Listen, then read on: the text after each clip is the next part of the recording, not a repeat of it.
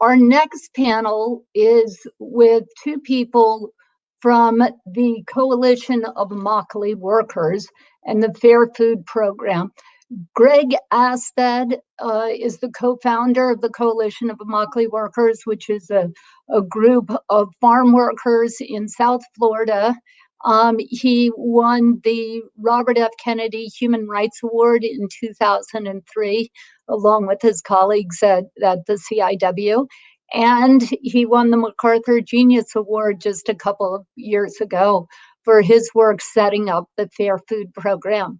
We're also going to hear from Mike Musaraka, who is on the advisory committee of the Investor Alliance on Human Rights and a former strategic advisor on ESG and labor at Blue Wolf Capital Partners. So happy to have both of you here with us today. This panel, of course, focuses on the Fair Food Program, which is known as the gold standard for protecting farm workers from abuse, and has been especially important protecting some of the most vulnerable workers during the pandemic. And although many fast food companies like McDonald's and Burger King and Taco Bell, as well as Whole Foods and Walmart, have signed on to the Fair Food Program, there are holdouts that investors in today's conference who are here with us today can really make a difference in. If you're looking for a concrete action that you can walk away from this conference having done, look in your portfolio and see if you invest in Wendy's. And if you invest in Wendy's, you need to tell them that they must join the Fair Food Program. Here's a chance to learn more, and I hope you will all take action again, especially if you invest in Wendy's. We're going to kick it off with Mike. Last week, the Principles for Responsible Investing announced a multi-year strategy to move institutional investors forward on integrating human and labor rights into the investments using the UN guiding principles. Given your history as a founding board member of the PRI, how do you view the PRI initiatives, and what's your recommendations for how PRI should proceed? Well, thank you very much for having me. It's a pleasure to be with you, and it's a pleasure to see Greg as well. Listen, as a former PRI board member, I am pleased, very happy that PRI took the initiative to put out this 5-year plan to, in fact, embed human rights concerns into investment decision making. It's been a long journey for the S in environmental, social, and corporate governance to get a central position, and I think PRI's actions, especially looking to model the investor behavior on the UN guiding principles and on the OECD guidelines, is a very important step for the organization to take. It should be said that they're focusing on 3 specific areas for investors to show they are taking their responsibility to be active, and I want to underscore responsibility to integrate social and human rights into their investment decision making. They focus on 3 areas. The first is funds have to make a real clear policy commitment to doing so. They have to embed these considerations into their due diligence process, both when they're picking on companies to invest in, and just as importantly, when they are picking investment managers to help guide their investments, because many funds do not do their investing through outside investment managers. But I'd like to focus on the third area, and that is this notion that investors have to make sure that they allow for and move towards remedies for people who are most impacted by business activity. That is the third leg of the pillar, and that's why I think it's so important for us to sort of take a step back when looking at what PRI has done and said, what's different now based on our experience that we know, because investors, some, not all, but for sure, have been focused on this area of labor and human rights for a while. In fact, one could say for decades, and there has been minimal change, to say the least, when it comes to human rights and labor rights. So Mhm. I'd like to take a step back and note that many investors have found themselves getting involved in what are called multi-stakeholder initiatives. MSIs is the parlance in the field. And these are organizations of companies, governments, and civil society that gather to address human rights and or environmental harms linked to some sort of business activity that impact human rights holders. Mhm. MSIs basically set standards, oversee audits, sometimes issue sanctions against companies, or issue compliance certificates that companies are doing what they're supposed to be doing. But as I suggested, multi-stakeholder initiatives and investor action on human and labor rights hasn't exactly been greatly successful. And I say that, and I want to bring into the conversation a report that was done by the Institute for Multi-Stakeholder Initiative Integrity. And this was a 10-year study that looked at 40 different multi-stakeholder initiatives in a variety of industries, including agriculture, forestry, fishing, consumer goods, consumer services, industrials, mining and technology. And the conclusion after that decade of study was that most all multi-stakeholder initiatives are simply not fit for purpose. And that suggests to me, it's one of the standard bearing studies here. That suggests to me that my recommendation for PRI is that PRI actually focus on what needs to change when investors are talking about remedies. And it's interesting to note some of the conclusions of this MSI study. First and foremost, the critique of multi-stakeholder initiatives that they have is that for the most part, these initiatives have not been focused on the rights holders themselves, whether they be workers or others, and that has to change. The top-down approach by them has not really worked. Second, MSIs, for the most part, have not changed the power relationships, especially the powers that corporations have when they define, because they define, design, and do the implementation around these issues.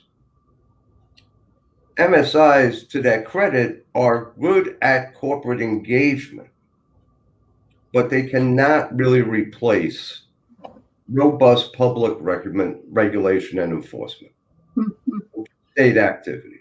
That doesn't take investors off the hook, because there is an example that this report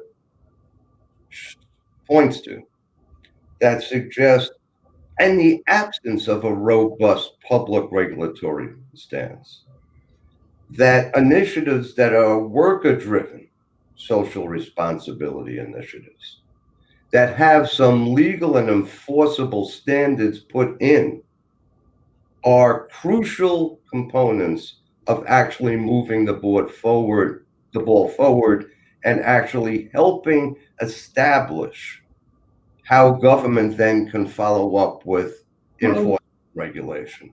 And these worker driven social responsibility efforts have, there are a number of them, but one of the leading worker driven social responsibility efforts has been the work of the Coalition of Immokalee Workers.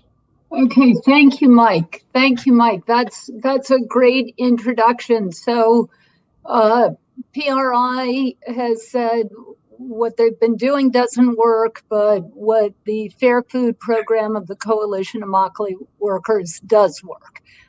Greg, can you tell us a little bit about it, how it works, and why investors should care? Sure. And first of all, Carrie, always a pleasure to be with you. Thank you for Great to be with you too. I know, it really is. And Mike, thank you for that, for teeing that up.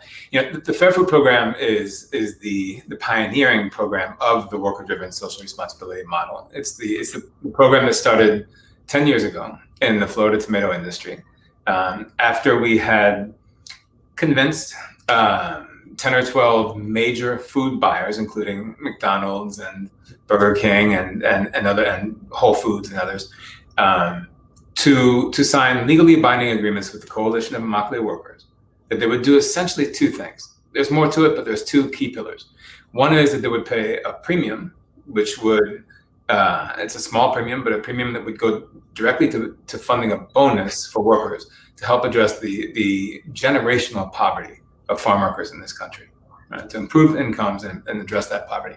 The other, and what we ended up finding out was actually more world-changing for farm workers, is that they would only buy tomatoes, in this case, because that's where it started, tomatoes from Florida, from growers who were part of the program and who were certified as being in compliance with the human rights standards of the Fair Food Code of Conduct. So what that did is fundamentally change the economic environment in which the growers were acting. Because for those generations, when there was this extreme poverty and outrageous human rights violations, from modern day slavery to sexual assault on the fields, during those years, you could sell your tomatoes to whomever you like, no matter what's happening on your farm. There was no consequence for human rights violations when they came out, and they were found. They were discovered. There were these periodic exposés. We were involved from the 90s on in almost one modern day slavery prosecution per year on farms in the tomato industry and in other industries. What the agreements did was to change the market communication with the growers and say, we will selectively, preferentially purchase from growers who are not connected to human rights violations, and not from those where human rights violations occur. And that changed the entire atmosphere for farm workers in Florida, because growers now, in order to sell their product, they needed to meet these standards. And that ended up creating a power, giving workers a power and a place at the table to enforce their own rights and monitor their own rights that doesn't exist in any other social responsibility program. So that's how the Fair Food Program works today. And I noticed that you asked, Carrie, or you started this whole conversation today, mentioning that the COVID had sort of torn the curtain off of all the long festering social and economic inequities in our country. Issues from race to the wealth gap that have existed for time immemorial, and that we have not been able to beat. But they really came to a fore with the disproportionate impact of COVID on poor communities, on communities of color, and the farm community of Immokalee, where I work, is a front line, and it's an intersection of all of that. It's an intersection of race, of economic, of poverty, and of actually extreme labor exploitation, frankly. And that intersection has created the conditions that existed for so long. We've been able to change with the Fair Food Program, but those conditions still exist to the extent that when COVID hit Immokalee, it nearly destroyed the town. It spread like wildfire through the 25,000 people in town. Thousands of people got sick. Countless people died, and there was no public health response to COVID in Immokalee. There was no. To get testing to happen was a battle. To get contact tracing or isolation was essentially impossible. And so COVID had its way with the community in Immokalee. The one place where that didn't happen was on Fair Food Program farms. The one place where infection rates were lower than in farm worker communities around the country was on Fair Food Program farms. And in fact, lower than the communities that are not farm worker communities around the farms themselves. And that's because of the Fair Food Program, because we were able to leverage that program and leverage the partnership that had existed for a decade now between workers and growers on those farms, and leverage the mechanisms of the Fair Food Program to actually first identify and implement best practices on those farms to fight COVID, to prevent COVID and then mitigate it when it does establish a foothold. And then over the course of the past many months, we've developed a new set of standards of protocols to fight COVID on Fair Food Program farms that are now mandatory. The first set that we know of mandatory, privately enforced COVID regulations that workers themselves, through a complaint line, through education, and through audits, can help protect their own, not only their own human rights as the frontline defenders of their own human rights, but their right to work and live free of infection from this deadly virus. Mm-hmm. Thank you so much, Greg. So, I mean, it's really quite an extraordinary story, because those first 10 or 15 years, you successfully prosecuted over 10 cases of slavery in the United States of America. I mean, that's extraordinary. And then the more amazing part about it is, through the Fair Food Program, you were able to, for all intents and purposes, end slavery in America on those agriculture farms through the Fair Food Program. And now you're taking that and expanding it so that it incorporates the new protections that are necessary in order to protect people from COVID. An incredible story. Greg, what can the you've got on the phone right now a large group of people who are investors in some of the biggest agriculture companies and some of the largest fast food companies. What's your message to them about what we need to do, how they can support the Coalition of Immokalee Workers and the Fair Food Program, and keep the American food supply safe? Right. No, that's a good question. As Mike was saying, for the past 30 years, corporate social responsibility has existed as the sort of dominant paradigm for protecting human rights in corporate supply chains. And it has failed. There is really no other conclusion to draw but that it has failed to protect fundamental human rights. That's why those slavery cases were so easy to find and to eliminate over the years before the Fair Food Program. It's also why the companies that have signed on, for example, in the fast food industry, virtually every large fast food company has signed on. McDonald's, Burger King, Subway, Yum Brands, Chipotle are all part of the program. The one major fast food brand that you think of as a burger company is Wendy's. That has not. But it's been the purchasing power of those signatory buyers that has made it possible for us to eliminate slavery in the farms that are under the Fair Food Program. Because the farms in the Fair Food Program know that if slavery is found on their farms, if forced labor is found on their farms, it doesn't matter, did they know about it, did they not know about it, they are simply no longer able to sell to 14 of the largest food buyers in the world. And that market incentive concentrates the minds of the growers to the extent that, together with the workers, through the complaint line and the auditors, that slavery can't grow in that sort of environment. It can't take root in that sort of environment. However, it continues to occur. There's a major case that I can't speak about quite yet, but it is in the next few weeks. It will be coming in the public light, involving hundreds of workers that we are involved in that investigation and prosecution as well. It's outside the Fair Food Program, and it's the growers who are not stepping up to that gold standard, that are still able to sell their products to companies that are not supporting the Fair Food Program, that are not signed on to the Fair Food Program. That's the environment in which those things still occur. So, it is a rare opportunity to have people who I think represent $7 trillion of capital listening to what we're talking about. And one simple thing is to say that to Wendy's that the Fair Food Program is the only proven program capable of protecting fundamental human rights in the fast food industry supply chain. All the rest of the fast food industry has signed on, of the major leaders of the fast food industry have signed on. There is no good reason at this point for Wendy's not to be part of the program. And Wendy's listens to its customers, it listens to its investors, it listens to everybody, and those incentives have to change for behavior to change. Okay, thank you so much, Greg, and thank you so much, Mike, for joining us today. Really an honor to be with you. PRI has been so important in the industry and setting the standards, and Greg, you're a total inspiration as always. The major shareholder for Wendy's is Tryon Fund Management. It's run by Nelson Peltz.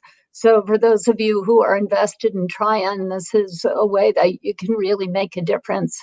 And now, you know, when my dad ran for president, he said that one of the reasons he was running for president was that in view of everything that was going on in our country, he said, I cannot stand aside.